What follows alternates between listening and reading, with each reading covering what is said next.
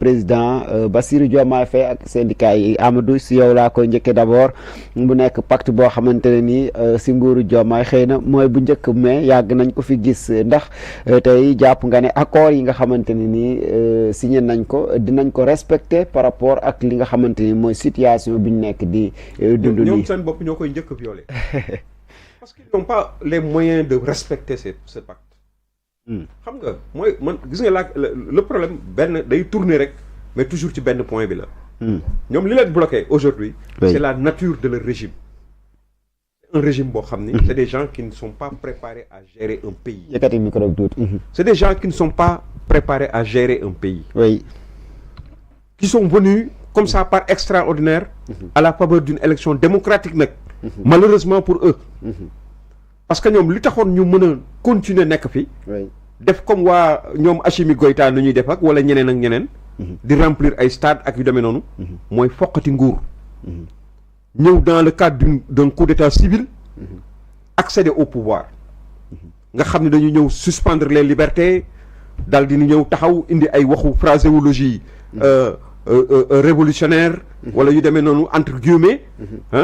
ñëw taxaw fii di wax du ñu sëlëm. mais malheureusement pour eux. Le président Macky Sall leur a tendu ce piège. de les ñoddi leen ba indi leen ci lu nga xam ni moom voilà budde. ma wasin baa dem tool rek moo fi nekk. il faut travailler encore travailler et toujours travailler. Il n'y a pas une autre alternative.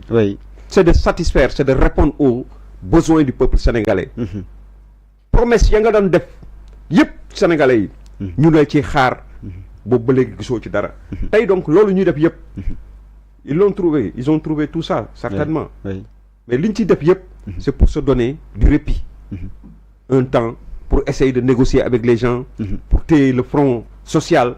nit ñi bañ a génn ci mbedd mi. wala bañ a nangam mais ñii je te dis une chose. première manifestation de l'opposition. Ils n'ont qu'à faire très attention à la première manifestation de l'opposition.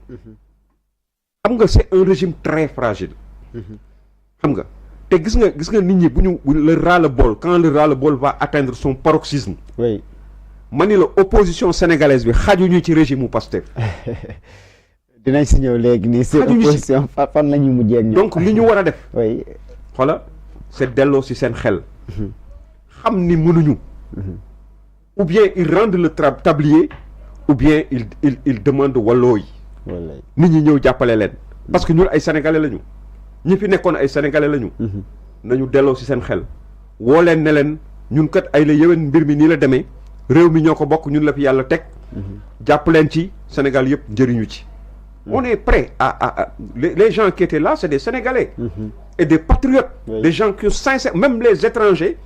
barki démb laa déglu ku mel ni Robert Bourgi maître Robert Bourgi mu ci benn interview bu ñu ko doon def bu. Fleuve, machallah.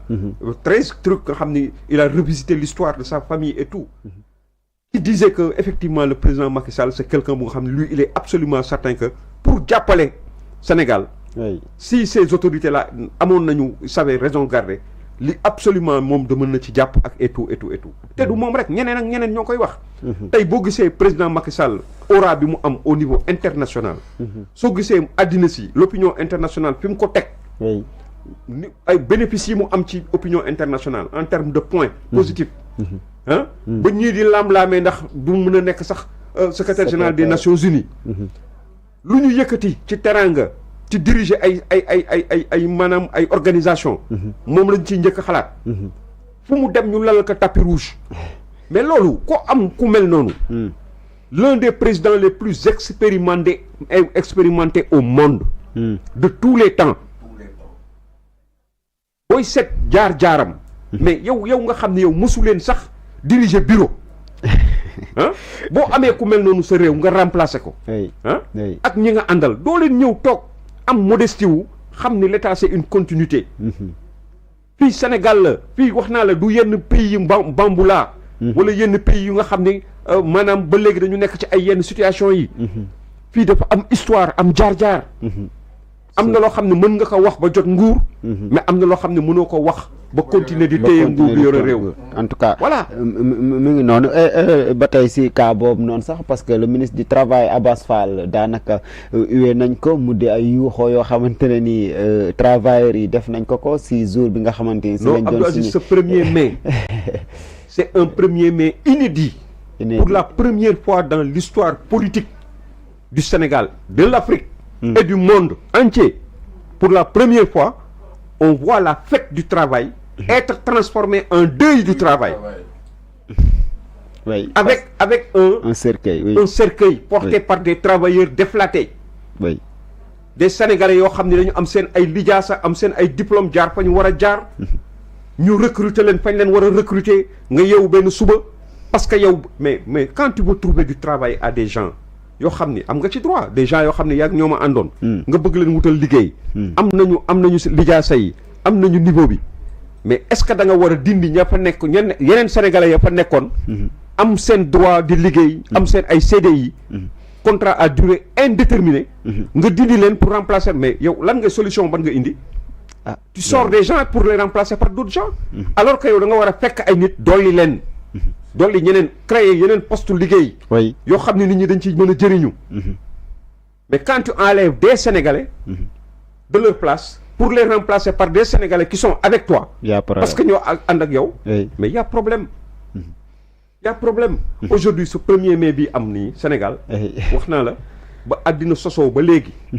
kenn mësagul gis parce que le 1er mai c'est une fête du travail c'est dans la Sénégal lu ñu ci xamoon dans la grande réjouissance les tam-tam di tëgg nit ñi di défilé nangam te sax daanaka si signature pacte boobu noonu syndicat yu bëri mën nañ ne déchiré nañ loolu noonu mën nañ si bien sûr SELS SAEMS ak SYTJUST ñu si bëri ànduñ si nee nañ accords yi soxalu leen te dèjà boo si génnewee syndicat yooyu noonu nga xamante ni xëy na ñoom nee nañ accords yooyu noonu bokkuñ si ñu ko signé est-ce que sax ñi ko fay signé dina desati lu bëri ma ni la ñooñu li ñu bëgg mooy li ñu bëgg ci dialogue bi moom la ñu bëgg ci lii c'est-à-dire trouver un moyen avoir un répit oui benn temps boo xam ni bon dañuy wax ak nit ñi jëm leen plex comme on dit ba nit ñi ku nekk dal di ni waa bon d'accord nañu xaar may leen benn temps nangam ak nangam ñu dérouler li ñuy dérouler et cetera ba ñu yegg ca la ñu bëgg yegg la ñu bëgg yegg xam nga mooy lan installer la dictature au Sénégal. Amul lenen, y a pas autre chose. Il faut être atteint de cécité politique pour ne pas apercevoir cette marche mais irréversible vers la dictature si on y prend garde. Très bien. Il faut que les Sénégalais dimbali leen parce que man li may wax je demande aux Sénégalais d'aider ce régime en disant non à certaines choses. Mais tant que les gens, de plus en plus que les gens vont croiser les bras pour les regarder faire, ils vont poser acte après acte jusqu'à arriver à un moment où un truc de non-retour, une situation de non-retour. Très bien. Voilà. Commissaire Bataille, si vous avez travaillé, nous avons syndicat.